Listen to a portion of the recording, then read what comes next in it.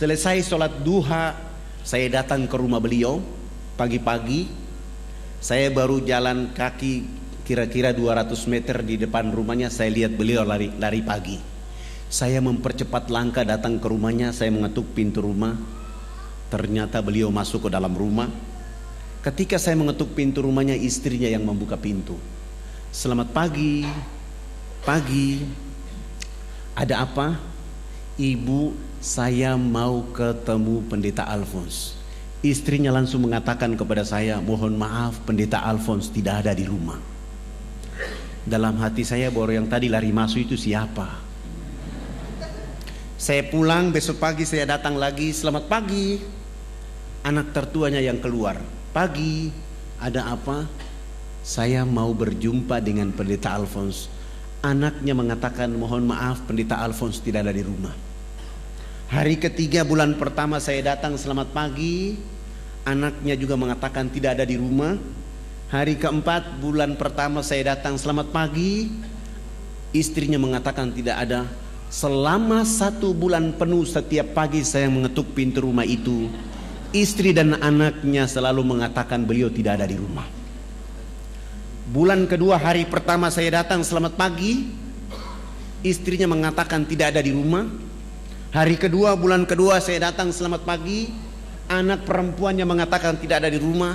Begitu hari ke-15 bulan kedua saya datang, saya baru bilang selamat pagi. Istri dan anak pendeta menunggu saya di depan rumah dan memaki-maki saya di depan rumah. Bapak ini tidak bosan tiap pagi datang ke rumah kami? Kami sudah bilang Pendeta Alphonse tidak ada di rumah, Bapak masih saja datang ke rumah kami. Besok hari ke-16 bulan kedua tetap saja saya datang ke rumah itu. Sampai 2 bulan penuh saya tidak ketemu dengan Pendeta Alphonse, kecuali jawaban beliau tidak ada di rumah. Bulan ketiga hari pertama saya datang, istrinya mengatakan tidak ada di rumah. Hari kedua bulan ketiga saya datang, selamat pagi, anaknya mengatakan tidak ada di rumah. Begitu hari ketiga bulan ketiga saya datang, selamat pagi, anak tertuanya langsung mengatakan, pagi Pak Fadlan, mohon maaf, Bapak Pendeta tadi malam jatuh sakit sehingga kami bawa ke rumah sakit. Saya langsung memuji Allah dengan kata-kata Alhamdulillahirabbil alamin. Saya tidak pulang ke rumah, saya langsung dari rumah Pendeta Alphonse menuju ke rumah sakit. Ketika sampai ke rumah sakit, saya tidak langsung masuk ke ruangan itu, saya tanya di bagian resepsionis, kamar nomor berapa Pendeta Alphonse masuk tadi malam. Alhamdulillah nomor kamarnya 48. Saya tidak langsung masuk ke kamar itu, tetapi saya langsung keluar ke halaman rumah sakit. Saya beli parsel buah-buahan, saya bungkus rapi, dan itu menjadi strategi saya bisa bertemu dengan beliau di kamar tidur. Alhamdulillah, begitu bungkusan parsel sudah siap dan saya masuk ke kamar nomor 48, saya mengetuk pintu kamar itu. Istrinya langsung mengatakan, silakan masuk. Saya tidak langsung masuk. Saya membuka pintu pelan-pelan dan saya mengangkat parsel. Begitu saya mengangkat parsel, istrinya menggunakan dialek Irian dan mengatakan kepada saya bahwa, iyo silakan masuk sudah. Saya masuk tapi saya tutup wajah saya dengan parsel. Berjalan pelan menuju istrinya. Begitu mendekati istrinya langsung saya mengatakan, selamat pagi Bunda, apa kabar? Saya dapat kabar bahwa Bapak jatuh sakit sehingga saya beli parsel buah-buahan. Saya begitu berdialog dengan istrinya, Pendeta Alphonse dari tempat tidur langsung menyapa saya, selamat pagi Pak Fadlan. Saya mengatakan, pagi Bapak Pendeta. Saya tinggalkan istri dengan parsel, saya merapat ke tempat tidur dan salaman dengan beliau. Saya bilang, Alhamdulillah Bapak Pendeta, hari ini benar-benar saya dapat rahmat dari Allah. Karena saya sudah cari Bapak 2 bulan 3 hari. Hari ini saya ketemu di tempat ini. Sebenarnya Bapak ini tidak sakit, tetapi karena sudah 2 bulan 3 hari Bapak ini menjadi pembohong, sehingga Allah kasih sakit supaya saya ketemu di tempat ini. Katanya Bapak bicara cinta kasih, tapi Bapak hari-hari membohongi bahwa Bapak tidak ada di rumah. Nanti kalau sembuh jangan lagi jadi pembohong. Saya pamit dan saya pulang. 5 hari kemudian beliau sembuh, pulang ke rumah. Hari ke-6 saya yang datang ke rumah itu. Selamat pagi. Begitu saya bilang selamat pagi, beliau bersama istri dan 7 anak membuka pintu dan mempersilahkan saya masuk ke dalam rumah mereka. Alhamdulillah, di hari itulah saya mulai menceritakan kepada mereka indahnya Islam bagi penduduk alam jagat raya. Dari jam 9 pagi sampai jam 12 saya pamit pulang. Pendeta Alphonse bilang sama saya, Pak Ustadz, usahakan besok datang lebih pagi lagi. Alhamdulillah besok pagi saya datang mulai dari jam 7 sampai duhur. Saya sholat duhur selesai, saya melanjutkan sampai asar. Pekerjaan itu saya lakukan 5 hari berturut-turut. Menjelang hari ke-5, beliau bersama istri menyatakan sikap hijrah, mengucapkan 2 kalimat syahadat. Beliau masuk Islam. Alhamdulillah, namanya saya ganti dari Alphonse menjadi Abu Sofyan. Istrinya pun saya ganti nama dengan, tadi namanya Wilhelmina, saya ganti dengan nama Fatima. Anak-anaknya juga saya ganti nama, dan saya ada sedikit tabungan. Saya bilang, Bapak, ini rumah dinas pendeta, saya ada uang, saya kontrak rumah lebih besar, kita keluar dari rumah ini supaya memudahkan saya untuk mengajarkan Al-Quran dan menuntun mereka untuk sholat 5 waktu. Alhamdulillah, Abu Sofyan sudah mulai belajar baca Quran bersama anak laki-laki dan perempuan, dan sudah mulai belajar sholat 5 waktu. Dan Alhamdulillah beliau sudah mulai sholat Jumat di masjid. Tapi begitu hari Minggu pagi, orang masih menunggu dia di gereja dari jam 6 pagi sampai jam 10. Tidak mungkinlah Abu Sofyan ke sana karena sudah Islam. Mencari tahu di mana pendeta Alphonse. Mereka datang ke rumahnya kosong, dan informasi berkembang lebih cepat bahwa ternyata Alphonse sudah masuk Islam. Lalu mencari tahu siapa yang memperkenalkan Islam kepada Alphonse.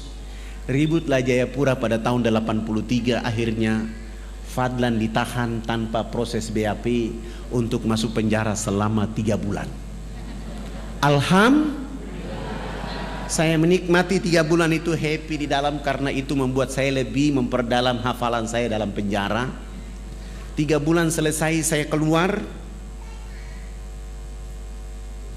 Saya bergeser untuk berdakwah di kampung yang lebih jauh, yaitu kurang lebih 179 km dari Jayapura. Begitu kami turun mau berdakwah, saya disambut oleh kepala suku Genyem dengan tombak di betis kaki kiri saya sehingga saya terjatuh. Teman-teman saya mengatakan kita harus lawan. Saya bilang tidak boleh, kalian harus bawa saya ke rumah sakit. Akhirnya saya kembali masuk rumah sakit selama 3 bulan di rumah sakit. Setelah 3 bulan sembuh, saya bilang kita kembali lagi ke kampung ini. 3 bulan sembuh, kami datang lagi ke kampung itu membawa bantuan dakwah. Subhanallah, begitu kami datang, kepala suku yang menombak kaki saya 3 bulan yang lalu justru dia yang jatuh sakit. Saya bilang sama para dai, kasih naik dia di kendaraan kita dan kita bawa dia ke kota, kami rawat dia di kota selama 2 minggu. Setelah dia sehat walafiat, kami antar kembali lagi ke kampungnya. 1 minggu kemudian kami kembali ke kampung. Subhanallah, kepala suku bersama 15 kepala keluarga di kampung kecil itu pun hijrah mengucapkan 2 kalimat syahadat. Ribut lagi Jayapura, saya ditahan lagi tanpa proses BAP untuk masuk penjara selama 6 bulan.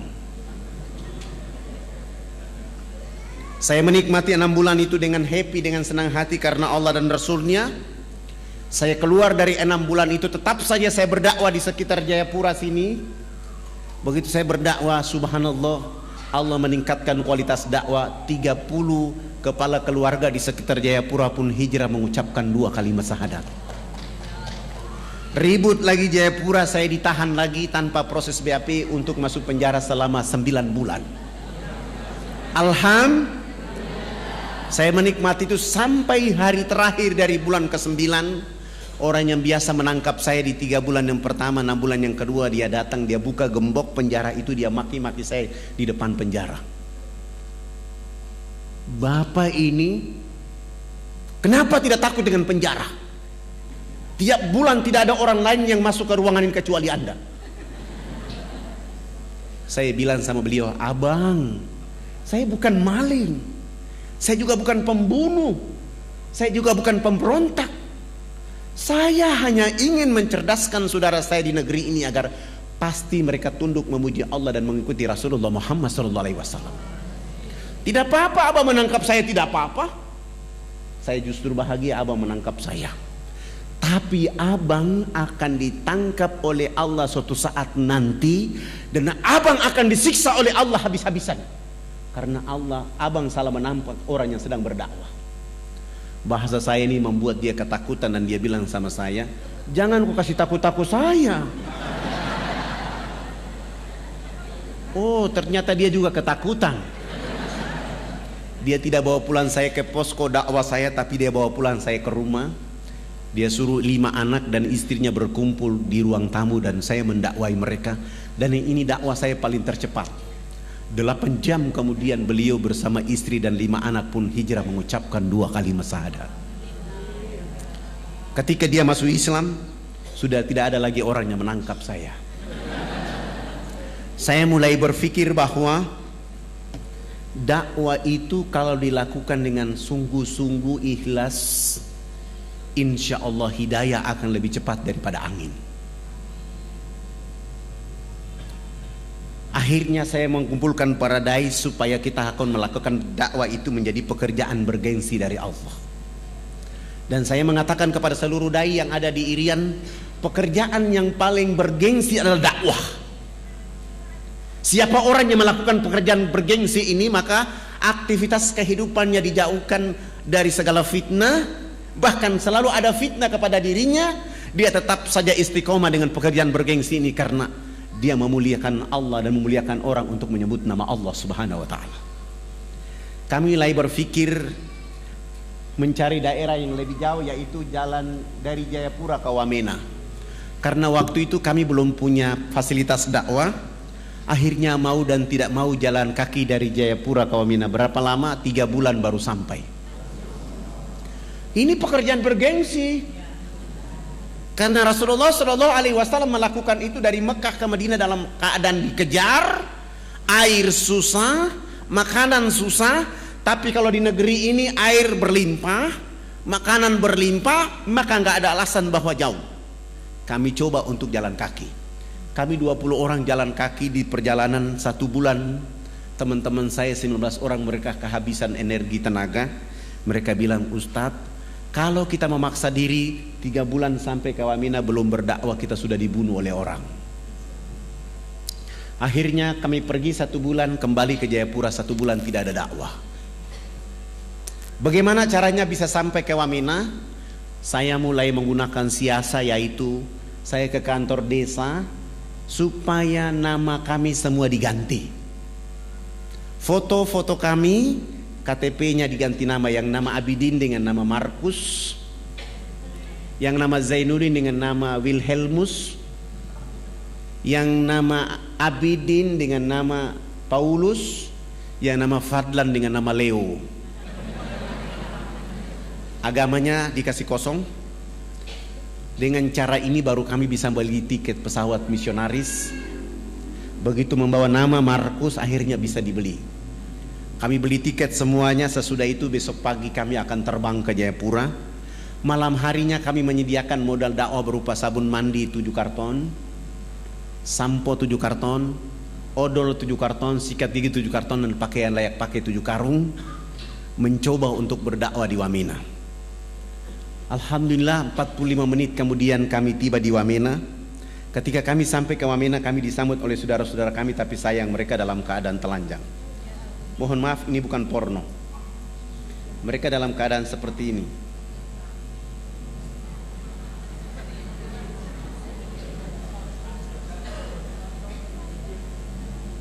Mereka dalam keadaan seperti ini. Mereka dalam keadaan seperti ini. Mereka dalam keadaan seperti ini. Ketika melihat keadaan seperti ini, saya mulai bilang sama para dai bahwa 1 minggu pertama kita tidak boleh berdakwah, kita akan pelajari bagaimana keadaan mereka. Ternyata saudara-saudara kita di pedalaman itu tidak punya pakaian, maka mereka pakai pakaian seperti itu. Tapi gereja dan misionaris mengatakan bahwa ini adalah pakaian kebudayaan. Setelah mereka dibiarkan memakai pakaian seperti itu, saudara-saudara kita di pedalaman itu juga dilarang tidak boleh mandi menggunakan air bersih. Mereka hanya boleh mandi dengan melulurkan tubuh badannya dengan minyak lemak babi. Sudah tidak pakai baju, pakaian, badannya dilulurkan dengan lemak minyak babi, bau badan yang sangat tidak enak. Mereka berdiri dengan jarak 500 meter dari arah mata angin kita di sini yang hancur. Bau yang sangat tidak enak. Setelah dalam keadaan kondisi seperti itu, orang asing itu melalui Australia membawa minuman keras masuk melalui Port Moresby dengan pesawat kecil itu masuk ke pedalaman-pedalaman ini, kasih minum saudara-saudara kita di sana. Mereka minum, mereka mabok, ada yang teler dan tidur dengan babi dalam kandang. Ada ibu-ibu kita yang melahirkan di pedalaman-pedalaman itu seperti binatang yang beranak di bawah pohon. Begitu bayinya keluar dari rahimnya, untuk memutuskan ari-ari dengan bayi menggunakan ujung batu yang tajam. Sesudah itu ibu anak manusia itu dilarang menyusui anak kandungnya dengan air susu di sebelah kanan. Dia hanya boleh menyusui anak kandungnya dengan air susu di sebelah kiri. Air susu di sebelah kanan dipersembahkan untuk anak babi. Mohon maaf, ini juga bukan porno, ini sengaja saya tunjukkan. Babi di sebelah, anak kandungnya di sebelah kiri. Begitu kami menonton ini, melihat keadaan ini, kami 20 orang semua menangis, mencium bumi Allah dan mengatakan kepada Allah, ini sungguh kita yang paling berdosa. Kenapa? Kita sudah merdeka bertahun-tahun, masih ada warga negara kita yang dibiarkan oleh orang lain di negeri ini dalam keadaan seperti itu.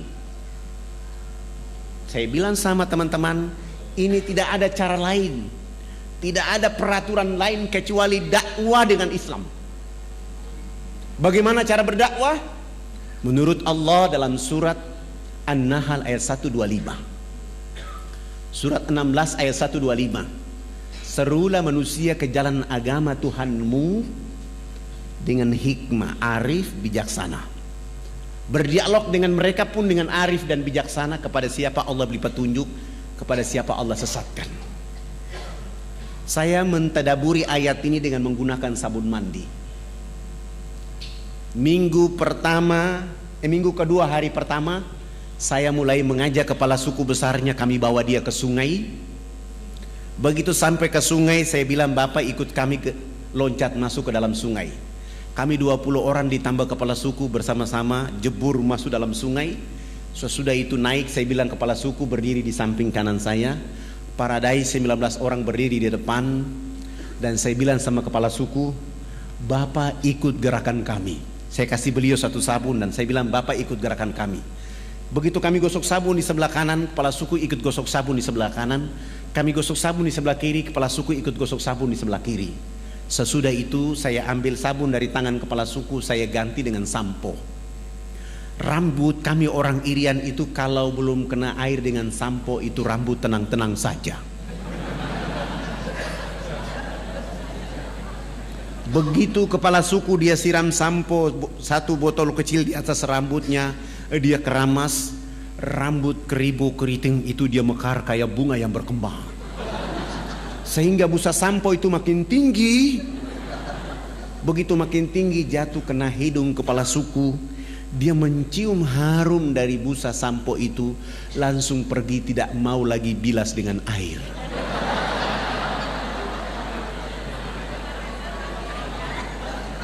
Begitu dia jalan, para dai mengatakan, Bapak kepala suku, harus disiram dengan air.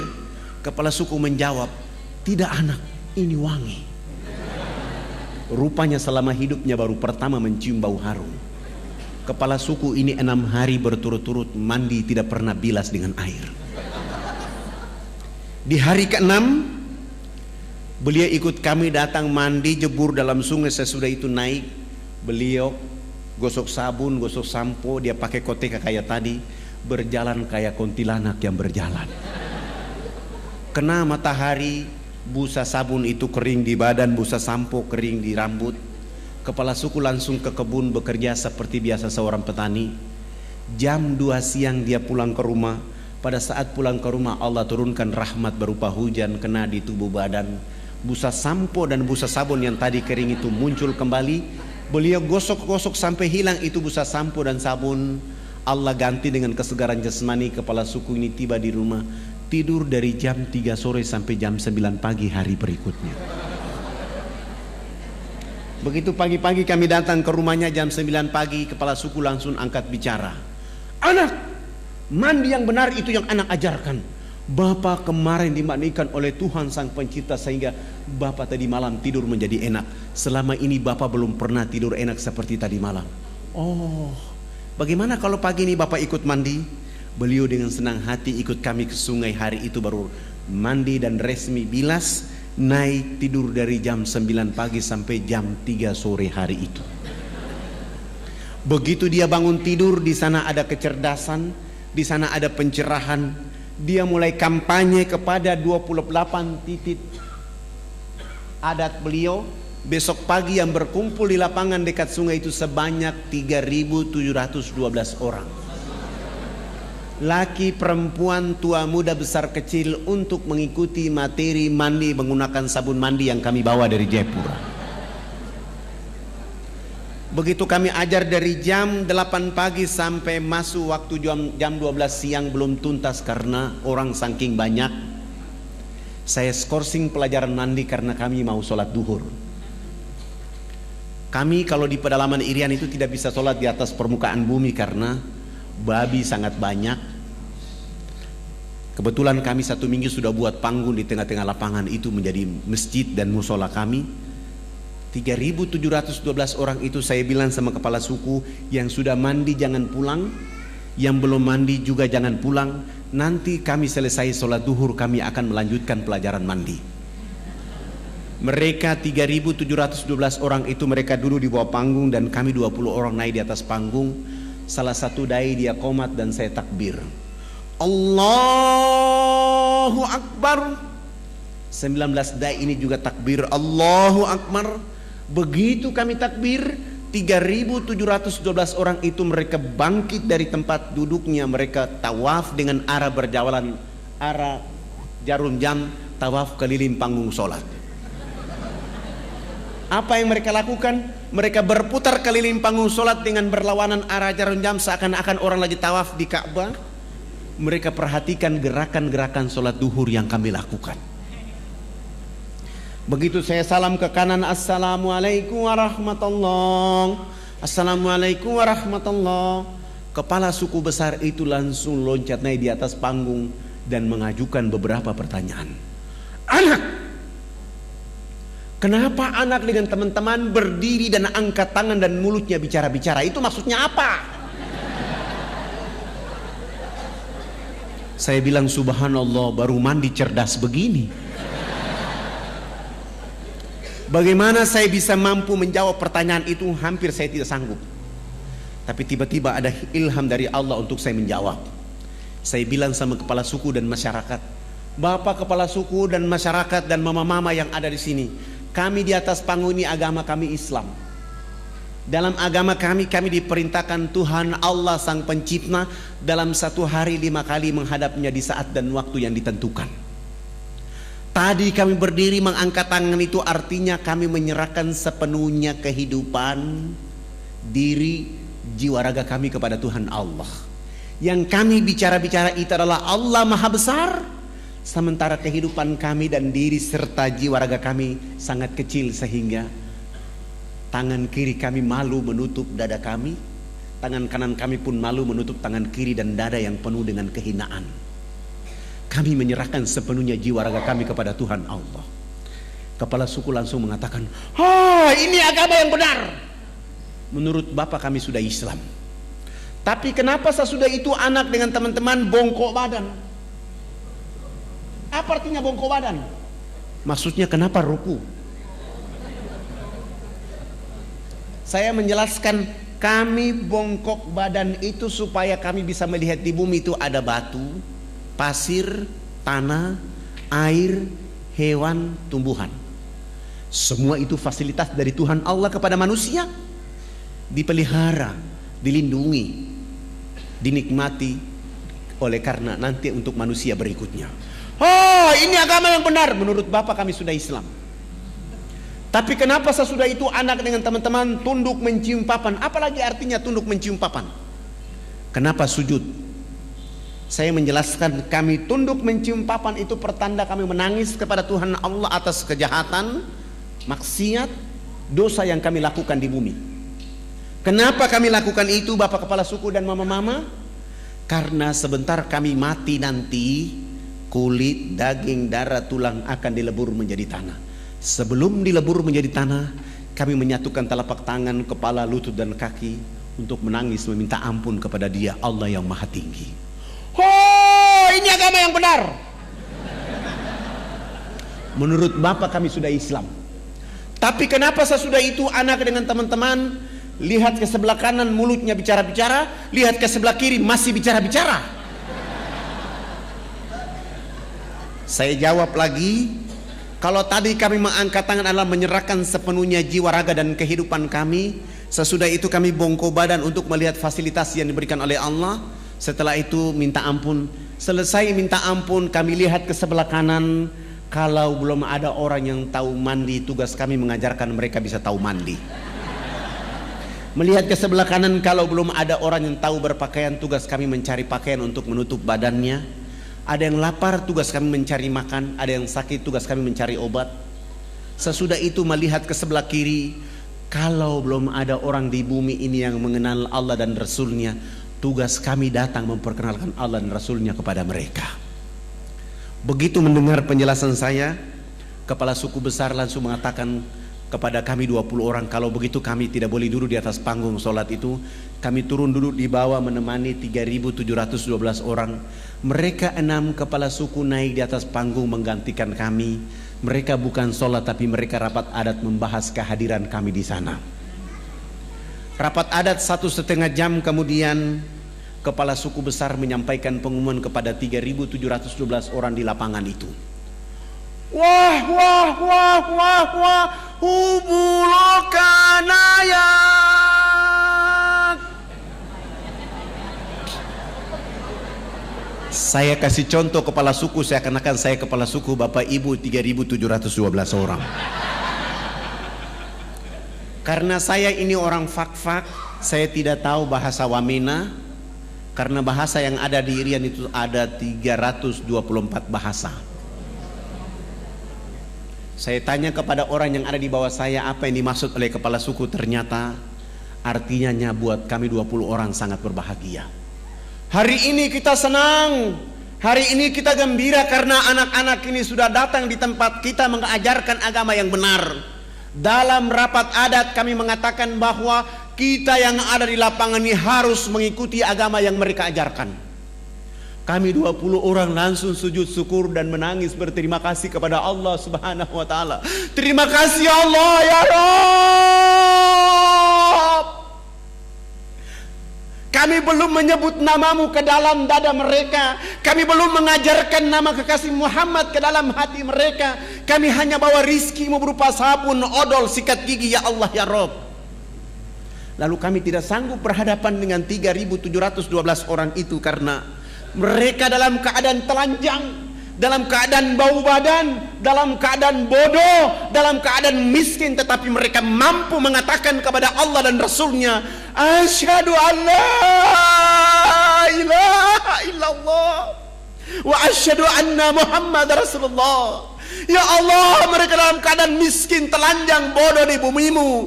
Dakwamu tiba di tengah-tengah kehidupan mereka. Mereka menyebut namamu. Pelihara dakwah ini, jaga dakwah ini, lindungi dakwah ini agar semua orang di negeri akan menyebut namamu dan nama Rasul Muhammad SAW.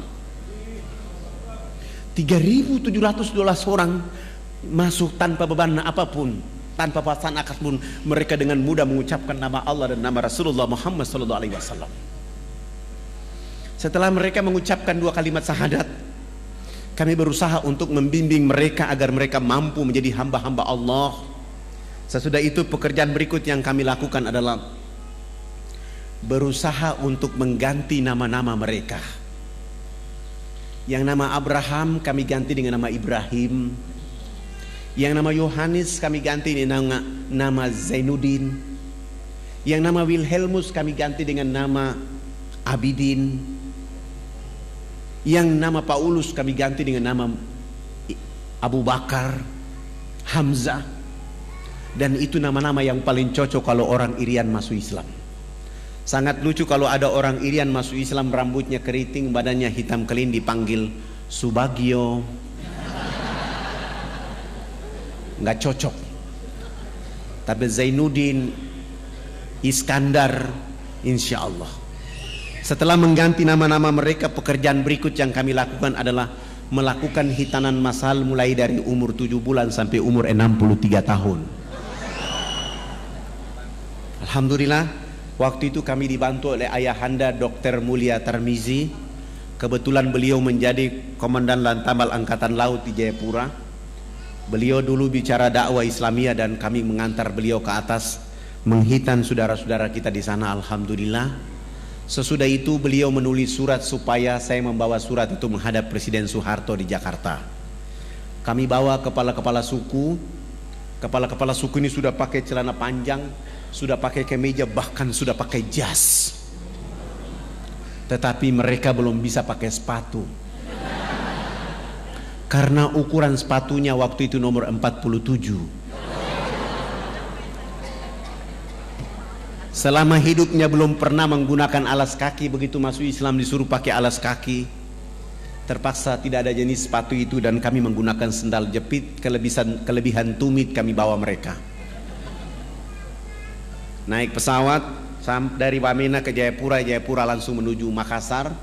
Dari Makassar saya bawa mereka, kepala-kepala suku melihat pembangunan di kota Makassar. Sesudah itu terbang di Jakarta. Tiba di Jakarta malam hari. Kami naik mobil dijemput oleh teman-teman di Jakarta dan kami bawa ke Wisma Haji Jalan Jaksa Jakarta Pusat. Istirahat. Pagi-pagi kami ke istana. Sampai ke istana, alhamdulillah Presiden Soeharto berkenan menerima kami. Beliau minta supaya pertemuannya jangan di istana tapi di rumahnya di Cendana. Selepas sholat asar kami langsung bertemu dengan beliau. Beliau berdiri dengan senyum ciri khasnya menyambut kehadiran kepala-kepala suku bersama saya. Kepala negara menyambut kepala suku, saling berpelukan, salaman. Sesudah itu dibawa masuk ke dalam ruang tamu, dikasih makan, dikasih minum, dikasih oleh-oleh. Setelah diberikan oleh-oleh, Pak Harto minta supaya kepala sukunya konferensi pers. Lalu kepala suku angkat bicara waktu itu. Bapak tidak pantas jadi presiden. Presiden macam apa hanya bangun Makassar, presiden macam apa hanya bangun Jakarta. Pemilu nanti saya akan bicara supaya tidak boleh lagi dipilih Haji Muhammad Soeharto jadi presiden. Kepala suku ini bicara berapi-api tapi pakai bahasa Wamena, Pak Harto juga tidak tahu.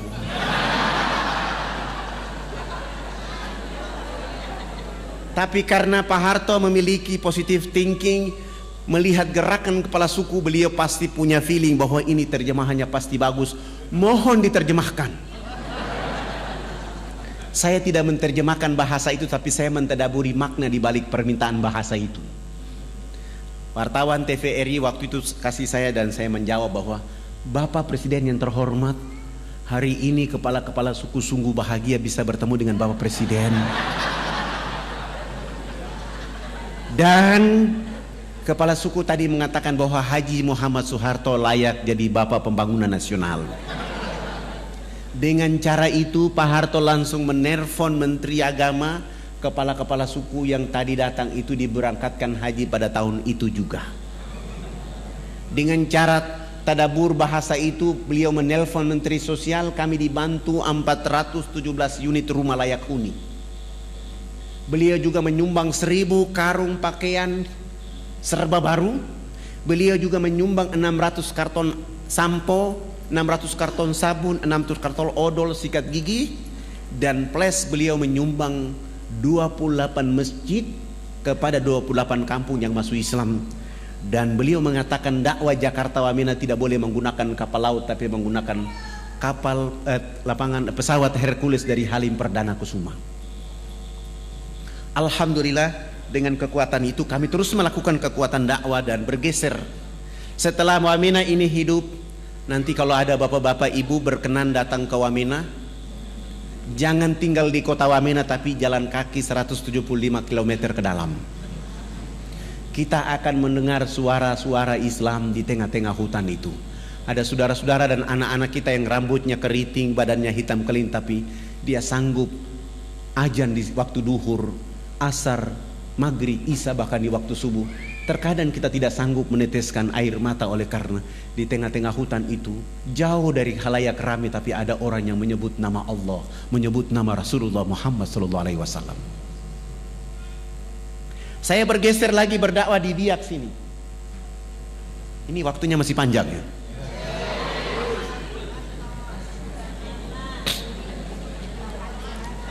Ketika saya berdakwah di Biak, saya sudah berdakwah selama 5 hari. Pendeta Alexander melihat saya dan mengetahui saya ada di Biak, dan beliau datang mengusir saya dari Biak. Beliau bertemu dengan saya dan beliau mengatakan, Pak Fadlan, tidak boleh Anda bicara Islam di negeri ini. Saya bilang sama beliau, abang, saya orang ustadz orang Irian, abang pendeta orang Irian, saya boleh bicara Islam di sini karena agama pertama ada di Irian adalah agama Islam. Agama Kristen baru masuk ke Irian pada tanggal 5 Februari 1855. Sementara Islam 17 Juli 1214 Masehi. Dan agama Islam masuk ke Irian itu tidak, agama Kristen masuk ke Irian bukan masuk dengan sendirinya. Orang Islam yang membawa agama Kristen masuk ke Irian. Sultan Tidore yang membawa agama Kristen masuk ke Irian. Maka saya berhak bicara agama Islam di sini. Beliau mengatakan tidak boleh Anda bicara Islam di sini. Kalau Anda bicara Islam di sini, saya dengan masyarakat Kristen akan mengancam kalian. Saya bilang, Pak Pendeta, alasan apa saya tidak boleh bicara agama Kristen di Irian, agama Islam di Irian? Beliau mengatakan kepada saya bahwa, Pak Fadlan, Anda tidak boleh bicara agama Islam di Irian karena Irian sudah dibeli oleh Yesus Kristus. Oh, Pak Pendeta, kalau Irian sudah dibeli oleh Yesus Kristus, mana kwitansi dari Yesus?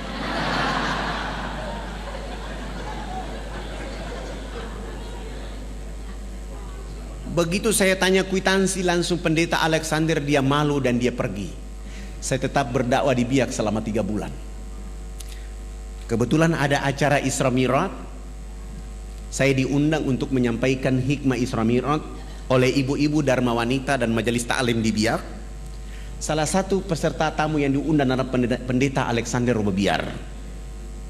Begitu saya datang, dipanggil langsung naik di atas mimbar. Begitu saya mengatakan Assalamualaikum warahmatullahi wabarakatuh, saya lihat ada pendeta di bawah. Saya tadi mau bicara tentang pentingnya sholat. Begitu saya lihat wajah pendeta Alexander, saya rubah bicara saya. Saya bilang begini, tidak ada agama di muka bumi ini yang diberi peluang dan kesempatan oleh Allah kecuali agama Islam. Begitu berartinya peluang dan kesempatan. Allah menghibur kekasihnya Rasulullah Muhammad SAW untuk melakukan perjalanan silaturahmi antar bumi, Mekah, Palestina. Perjalanan silaturahmi ini oleh karena seluruh keturunan dari Nabi Ibrahim turunnya di Palestina. Hanya satu saja Ismail yang turun di Mekah. Maka perjalanan antar bumi itu silaturahmi. Kenapa silaturahmi ini memperkuat Rasulullah? Oleh karena dia dalam keadaan sedih. Dan dalam perjalanan silaturahmi itu ada 2 wajah utama yang ditampilkan oleh Allah, Masjidil Haram, Masjidil Aqsa. Setelah itu naik ke Sidratul Muntaha untuk menerima oleh-oleh yang namanya peluang dan kesempatan sholat 5 waktu. Siapa orang yang tidak sholat duhur 1 kali saja, 1 waktu saja dia tidak sholat 5 waktu, telah kehilangan peluang dan kesempatan dari Allah Subhanahu wa ta'ala. Rumah boleh hangus, terbakar, harta boleh dicuri, tetapi kalau sholat 5 waktu 1 waktu saja dia tinggalkan, dia telah kehilangan segala-galanya dari Allah Subhanahu wa ta'ala. Dan itu hanya didapatkan dalam agama Islam. Agama lain tidak ada itu. Agama lain selalu mengatakan Tugas Tuhan itu menciptakan dunia dan isinya. Sesudah itu Tuhan istirahat di surga. Urusan dunia Tuhan tidak boleh ikut campur. Nanti mau masuk surga, cukup menyebut nama Yesus langsung masuk surga. Enak aja. Sengaja saya bicara begitu supaya pendeta Alexander tersinggung. Sesudah itu saya tutup pidato saya turun dan pendeta Alexander mendekati saya dan salaman dengan saya dan mengatakan, "Pak Ustadz, saya juga hadir. Mana kwitansi dari Yesus?" Begitu saya tanya kwitansi tentang dia bilang kemarin itu, dia marah dan dia bilang, "Pak Ustadz, saya tersinggung." Kenapa tersinggung, Pak? Saya ceramah di acara orang Islam, saya tidak ceramah di acara orang Kristen, dan saya tidak ceramah di khalayak ramai.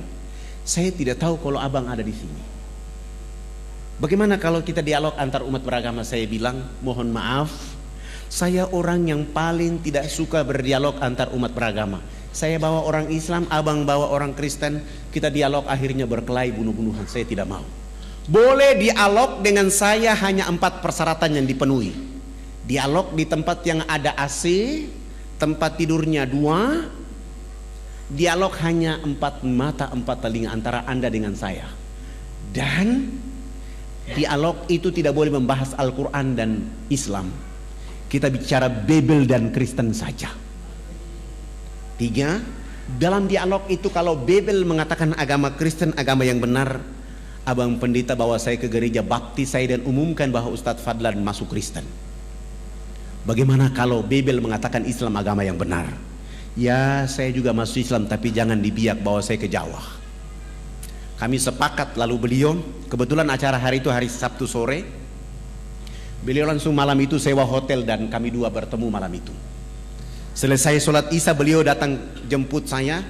Beliau bawa mobil Kijang yang bertuliskan Laskar Kristus. Saya naik di atas mobil itu, saya baca Bismillahi majreha wa mursaha inna rabbi ghafurur rahim. Runtuhlah Laskar Kristus pada malam hari ini. Kami 2 naik mobil itu, perjalanan menuju penginapan yang beliau sewa. Saya bilang sama beliau, saya bilang, "Abang pendeta, saya lihat abang malam ini kayak muridnya Yesus dan saya lihat bahagia sekali." Beliau marah-marah, "Tidak usah kita bicara di sini, kita bicara di tempat yang saya sudah bayar." Oh, emosinya mulai naik dan sengaja saya mempermainkan emosinya dia. Kami sampai di hotel, kami sudah turun, duduk berhadap-hadapan dan saya bilang sama beliau, "Abang tuan rumah, saya ini tamu. Alangkah indahnya abang yang berdoa duluan." Lalu beliau berdoa, "Ya Bapa kami dalam surga, dituduskan dengan namamu di bumi seperti di surga. Terima kasih Tuhan, Engkau telah memberikan kepada kami makanan yang secukupnya. Terima kasih pula Tuhan, Engkau pada malam hari ini telah mempertemukan saya dengan seorang domba tersesat. Aku ingin menjadikan dia atas nama Engkau Yesus Juru Selamat abadi selama-lamanya." Oh, dalam doanya dia bilang, "Saya domba tersesat." Saya tidak baca doa, saya baca doa ilmu rukyat. Saya rukyat dia malam itu. Al-Ikhlas, Al-Falaq, An-Nas, ayat Al-Fatihah, ayat kursi, Al-Baqarah ayat 1 sampai dengan 5 dilanjutkan ayat kursi. Sesudah itu raditu billahi rabba wa bil islami dina wa bi Muhammadin nabiyya wa rasula rabbi ji'ni ilma wa razukni fahma inna dina indallahil islam al yawma akmaltu lakum dinakum wa atmamtu alaikum ni'mati wa raditu lakumul islam dina. Al-Fatihah. Sesudah itu saya bilang sama beliau, "Tadi abang yang berdoa duluan, saya juga posisi saya menjadi tamu. Alangkah tidak etis kalau saya yang bertanya duluan. Maka hari ini saya yang bertanya duluan. Tolong ceritakan kepada saya pada tanggal berapa Babel turun dan tempat di mana turunnya Babel dan apa kata-kata Yesus ketika menerima Babel."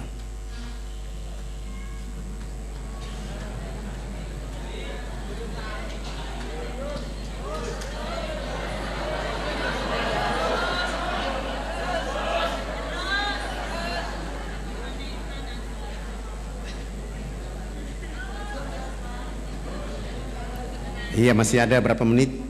Waktu kita sampai jam 8.30. Alhamdulillah, saya rukyat selesai, mulai berdoa dan beliau bilang, Beliau mulai membuka Bible, Paulus, Matius, Yesaya, Markus. Dia tidak menemukan ayat itu dan saya bilang sama beliau, coba bantu saya lihat Yesaya 12 ayat 29. Di situ ada informasi, beliau baca, saya bilang itu kan kitab suci abang, silakan baca, saya ingin mendengar. Akan datang seorang nabi, diajarkan kitab kepadanya dengan kata-kata baca. Nabi itu mengatakan, aku tidak dapat membacanya. Ayat ini sekarang tinggal nomor ayat, isi ayat tidak ada. Cetakan terakhir saya periksa tidak ada isi ayatnya. Supaya abang lebih kuat, tolong lihat Matius 7 ayat 21-23. Yesus akan mengusir orang-orang yang menyebutnya Tuhan. Terbitan baru merubah. Yesus menolak disebut guru yang baik. Begitu beliau baca, beliau bilang, saya bilang sama beliau, bagaimana? Beliau bilang sama saya, Pak Ustadz, ayat ini salah cetak ini. Bagaimana mungkin salah cetak, yang mencetaknya adalah doktor? Kalau mereka salah cetak berarti Allah menutup hati mereka, menutup mata mereka. Karena Injil 62 sampai hari nama ini masih ada. Akhirnya kami tidur. Beliau bilang, udah Pak Ustadz, kita mengantuk dan sebaiknya kita tidur. Sudah jam 2 malam. Akhirnya kami tidur, saya masuk kamar mandi wudu. Sesudah itu saya baca doa dan tidur. Ternyata beliau belum tidur. Beliau masih menggunakan satu ilmu untuk menghantam saya, namanya hipnotis. Saya tetap memperhatikan itu dan ayat kursi tetap saja saya baca di saat saya tidur. Alhamdulillah saya yang bangun sholat subuh, dia yang ketiduran. Setelah saya sholat subuh selesai, lihat sudah jam 8 pagi, saya kasih bangun beliau. Saya bilang, abang katanya mau ke gereja, silakan bangun dan ke gereja. Beliau bangun dan ke gereja, tidak pakai jas lagi, pakaian biasa saja, sampai ke gereja, naik di atas mimbar dan mengatakan di dalam gereja bahwa hari ini saudara-saudara hamba Tuhan, terakhir saya berdiri di mimbar ini, hari ini saya keluar dari agama ini. Dia dikejar sampai 3 jari kaki sebelah kirinya dipotong. Yang membuat dia yakin, hakul yakin, karena mestinya ketika terpotong harus darah tercecer keluar dari tubuh badannya. Ternyata satu tetes pun tidak keluar. Dia lari sampai ke kamar hotel itu, baru darah keluar. Akhirnya beliau bilang, selamatkan keluarga saya, selamatkan saya karena saya mau masuk Islam. Subhanallah. Saya telepon teman-teman dokter muslim menyelamatkan dia, dan kami lari dari Biak ke Jayapura, Jayapura terbang ke Makassar, langsung ke Jakarta, dan beliau masuk Islam di Islamic Village di Tangerang di depan ayahanda Yuna Nasution. Sesudah itu disuruh ke Mesir belajar Islam selama 6 tahun di Mesir. Kembali ke Indonesia menjemput istrinya menunaikan rukun Islam yang kelima. Sesudah haji kami antar kembali ke Biak. Di Biak beliau mewakafkan tanahnya 2.500 meter untuk kami bangun sebuah masjid. Subhanallah, masjid itu dibangun selesai. Kami sholat subuh berjamaah, kami bangkit dari sujud akhir, beliau tidak bangkit dari sujud. Beliau langsung meninggal dunia dalam keadaan sujud itu. Spektakuler. Hari ini anak-anak beliau bersama kami sedang belajar di Sudan khusus untuk hadis Rasulullah, memahami hadis Rasulullah. Yang satu lagi masih ada di Medina, dengan harapan nanti pulang kami akan memperkaya dakwah dengan Islam. Bapak Ibu yang dirahmati oleh Allah Subhanahu wa taala, saya belum masuk ke cerita inti, kita masih di pembukaan. Tapi karena waktu sudah diminta oleh panitia dengan berdoa, saya minta mungkin kita akan nonton. Saya ada bawa CD, ada 100 CD, silakan dibagikan gratis. Saya serahkan kepada panitia, nanti panitia yang mengaturnya. Kalau yang tidak kebagian mohon di copy, disebarluaskan. Saya ingin cerita bahwa hari ini kita sudah bangun 1049 masjid di seluruh Irian. Hari ini sudah ada 229 kepala suku masuk Islam, dan 16 pendeta, 3 pastor pun hijrah menjadi Muslim. Dan kami terus bergerak sehingga 171.000 orang mualaf di Irian dengan harapan kita akan membuat negeri ini menjadi negeri muslim terbesar. Dan hari ini yang mayoritas di Irian adalah muslim. Penduduknya 3.700.000, umat Islam sudah 2.500.000. Dari 2.500.000 itu penduduk Ansor dan Muhajirin bersama-sama. Dan saya mohon doa dari Bapak Ibu, jangan lupa mendoakan kami, karena selepas dari sini kami akan membangun satu masjid di Jayapura dan di Manokwari. Ada 2 masjid yang akan kami bangun. Masjid itu dengan nama yang sama, Masjid Yesus bin Maryam. Saya akan bangun masjid ini sebagai upaya untuk membuat saudara-saudara kita bertanya, kenapa memberi nama Masjid Yesus bin Maryam? Saya akan menjelaskan kepada mereka tentang Babel Markus. Aku melakukan kehendak Bapakku di surga, Tuhanku dan Tuhanmu Esa. Dan saya sampingnya saya tulis Qul huwallahu ahad, Allahus samad, lam yalid walam yulad walam yakul lahu kufuwan ahad. Dan saya akan menjelaskan kepada mereka tentang ayat ini supaya mereka akan faham, sehingga tidak boleh mereka melakukan sesuatu. Alhamdulillah, walaupun saya sudah ditombak berkali-kali, sudah dipanah berkali-kali, dan sudah terancam mau dibunuh, tapi bagi saya itu adalah kapsul-kapsul untuk terus berdakwah. Bagi saya itu adalah vitamin-vitamin untuk membawa nama Allah dan Rasul kepada orang-orang yang tidak mengerti, sehingga orang akan bangkit mengenal Allah, sehingga mereka akan tunduk memuji Allah Subhanahu wa taala. Saya punya cita-cita, kalau hari ini kita orang Indonesia sudah punya serambi Mekah, maka alangkah tidak layak serambi Madinah ada di Madura. Tidak layak. Serambi Madinah itu paling cocok ada di Nuar. Kenapa? Karena orang yang pertama sholat subuh di tanah air Indonesia bukan orang Kediri, bukan orang Makassar, bukan orang Jakarta, bukan orang Madura, bukan orang Aceh, tapi orang Irian lah yang pertama sholat subuh di tanah air Indonesia. Orang Irian yang pertama sholat Jumat di tanah air Indonesia. Orang Irian yang pertama buka puasa di tanah air Indonesia. Orang Irian yang pertama sholat Idul Fitri, sholat Idul Adha di tanah air Indonesia. 2 jam kemudian baru orang di Kediri.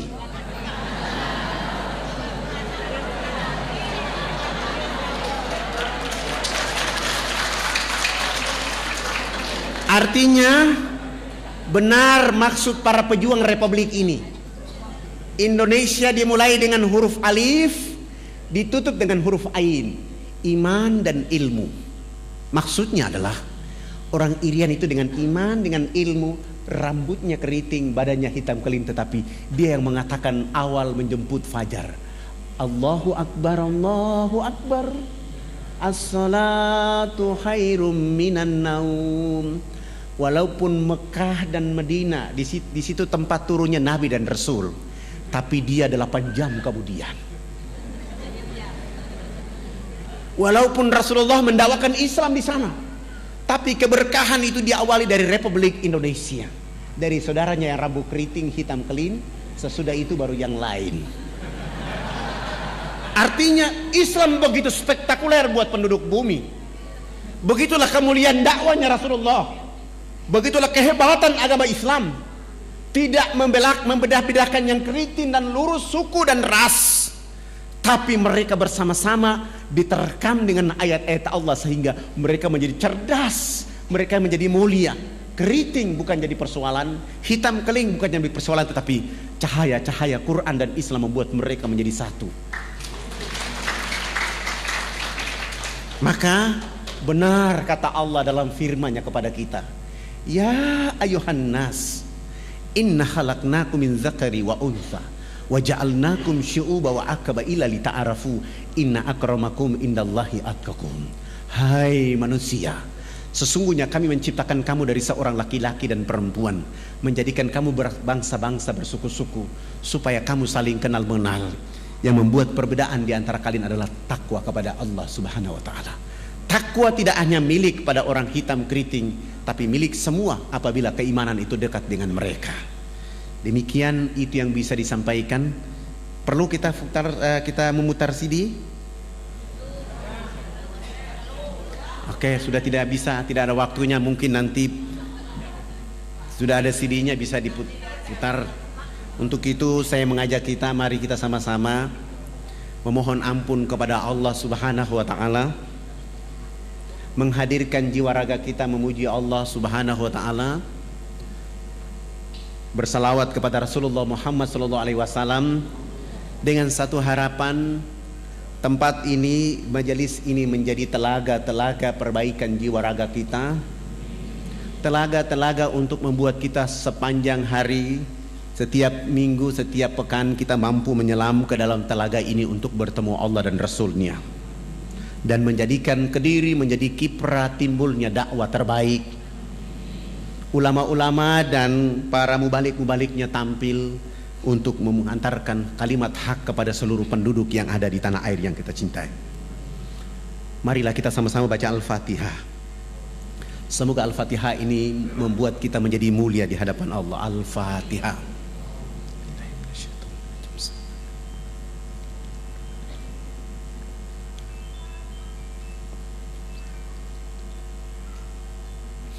Inna Allaha wa malaikatahu yusalluna 'alan nabi. Ya ayyuhalladzina amanu sallu alaihi wa sallimu tasliman. Allahumma salli ala sayyidina Muhammadin fil awwalin wal akhirin. Allahumma salli ala sayyidina Muhammadin fin nabiyyin wal mursalin. Allahumma salli ala sayyidina Muhammadin fi kulli waqti wa khin. Wa sallam radhiyallahu tabarak wa ta'ala an sadatina ashab Rasulillahi ajmain. Amin.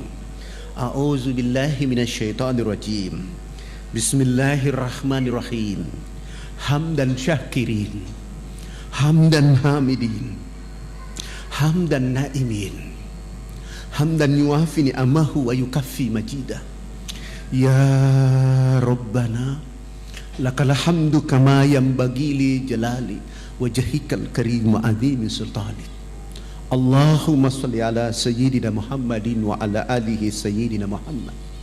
Allahumma rabbi ghafir lana zunubana wali walidina warhamhuma kama rabbayana sigara wali jamil muslimina wal muslimat wal mu'minina wal mu'minat al ahya'i minhum wal amwat.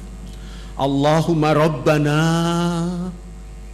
zalamna anfusana wa in lam taghfir lana wa tarhamna lanakunanna minal khasirin. Rabbana zalamna anfusana wa in lam taghfir lana wa tarhamna lanakunanna minal khasirin. Rabbana zalamna anfusana wa in lam taghfir lana wa tarhamna lanakunanna minal khasirin. Rabbana la tu'akhizna in nasina wa ata'na. Rabbana wa la tahmil alaina isran kama hamaltahu 'alal ladzina min qablina. Rabbana wa la tuhamilna ma la taqata lana bi. Wa'fu 'anna waghfir lana warhamna. Wa'fu 'anna waghfir lana warhamna. Wa'fu 'anna waghfir lana warhamna anta maulana fansurna 'alal qaumil kafirin. Allahumma aslih umat Sayyidina Muhammad fi Kediri. Allahumma jabur umat Sayyidina Muhammad fi Kediri. Allahumma astur umat Sayyidina Muhammad fi Kediri. Allahumma Sayyidina Muhammad fi Indonesia. Allahumma ma'afi umat Sayyidina Muhammad fid dini wad dunya wa zabil akhirah. Allahumma ansur umat Sayyidina Muhammad fi Palestin. Allahumma ansur umat Sayyidina Muhammad fi Iraq. Allahumma ansur umat Sayyidina Muhammad fi Indonesia. Allahumma ansur umat Sayyidina Muhammad fi Myanmar. Allahumma ansur umat Sayyidina Muhammad fid dini wad dunya wa zabil akhirah. Allahumma aftah lana abwabal khair, abwabal barakah, abwabal nikmah, abwabal sihat, abwabal quwwah, abwabal salamah birahmatika ya arhamar rahimin. Hasbunallah wa ni'mal wakil, ni'mal maula wa ni'man nasir. Rabbana taqabbal minna innaka antas samiun alim wa tub alaina innaka antat tawwabur rahim. Rabbana atina fid dunya hasanah wa fil akhirati hasanah wa qina azabannar wa adkhilnal jannata mal abrar ya aziz ya ghaffar ya rabbal alamin. Subhana rabbika lidzati amma yasifun wa salamun alal mursalin walhamdulillahi rabbil alamin. Mohon maaf lahir batin. Wabillahi taufiq wal hidayah. Wassalamualaikum warahmatullahi wabarakatuh.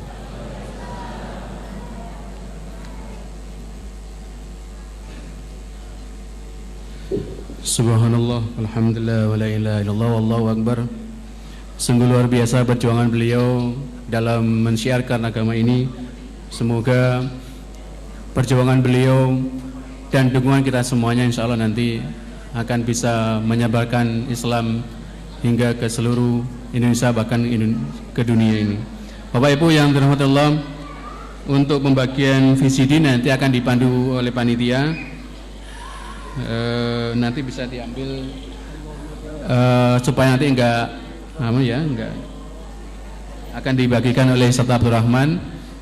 Di situ nanti Bapak Ibu yang ingin berkenan untuk membantu perjuangan beliau dalam mensiarkan agama Islam, maka Bapak Ibu bisa sabar Bu, sabar Bu.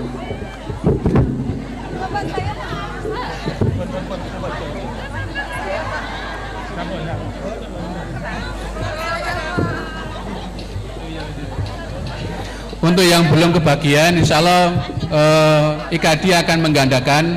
Insya Allah untuk akad depan bisa diambil di panitia.